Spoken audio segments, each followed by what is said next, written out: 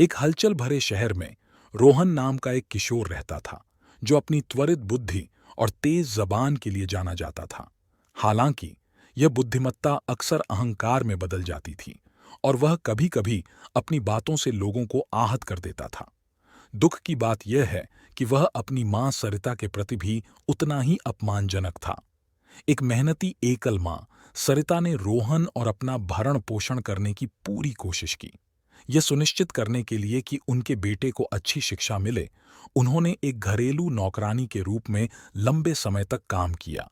उसके बलिदानों के बावजूद रोहन ने शायद ही कभी उसके प्रयासों की सराहना की और अक्सर उसे कमतर आंका। एक शाम अपनी मां के साथ गर्मागर्म बहस के बाद रोहन चिल्लाया, तुम एक नौकरानी के अलावा और कुछ नहीं हो और तुम कभी भी इससे अधिक कुछ नहीं कर पाओगी। उसकी बातों से बहुत आहत हुई सरिता ने अपना संयम बनाए रखा और कमरे से बाहर चली गई। उस रात बाद में रोहन को अपने बिस्तर पर एक पत्र मिला। यह उसकी मां से था। पत्र में सरिता द्वारा उसे बड़ा करने के लिए किए गए संघर्षों और बलिदानों का विवरण दिया गया था। उसने उसके लिए अपने सपनों, अपनी आशाओं के बारे में लिखा कि वह एक दयालु और सफल व्यक्ति बनेगा। अपनी मां के दिल को छू लेने वाले शब्दों को पढ़कर रोहन को ग्लानि और पश्चाताप की पीड़ा महसूस हुई। उसे अपनी असंवेदनशीलता की गहराई और उसके कारण हुए दर्द का एहसास हुआ। नींद न आने पर वह माफी मांगने के लिए अपनी मां के कमरे में गया।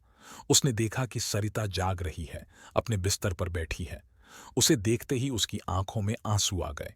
रोहन ने अपने आंसू रोते हुए कहा, मां, मैंने पहले जो कहा उसके लिए मुझे बहुत खेद है। मेरा यह मतलब नहीं था। मैं आपसे प्यार करता हूं और आप मेरे लिए जो कुछ भी करती हैं मैं उसकी सराहना करता हूं। सरिता ने अपने बेटे को दिल से माफ करते हुए गले लगा लिया। वह जानती थी कि रोहन ने शब्दों की ताकत और उसकी परवाह करने वालों के प्रति सम्मान और प्यार दिखाने के महत्व के बारे में एक मूल्यवान सबक सीखा है। उस दिन से रोहन का रवैया बदलने लगा। उन्होंने न केवल अपनी मां के साथ दयालुता और सम्मान के साथ व्यवहार किया, बल्कि सामान्य रूप से अधिक विचारशील और दयालु व्यक्ति भी बने।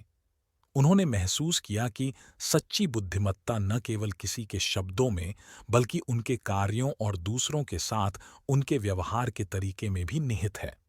यह कहानी हमें याद दिलाती है कि हमारे शब्दों और कार्यों का उन लोगों पर कितना गहरा प्रभाव पड़ सकता है जो हमसे प्यार करते हैं और हमारी परवाह करते हैं। यह हमें अपने माता पिता और उन सभी लोगों के प्रति कृतज्ञता और सम्मान दिखाने का महत्व सिखाता है जो हमारी भलाई के लिए बलिदान देते हैं।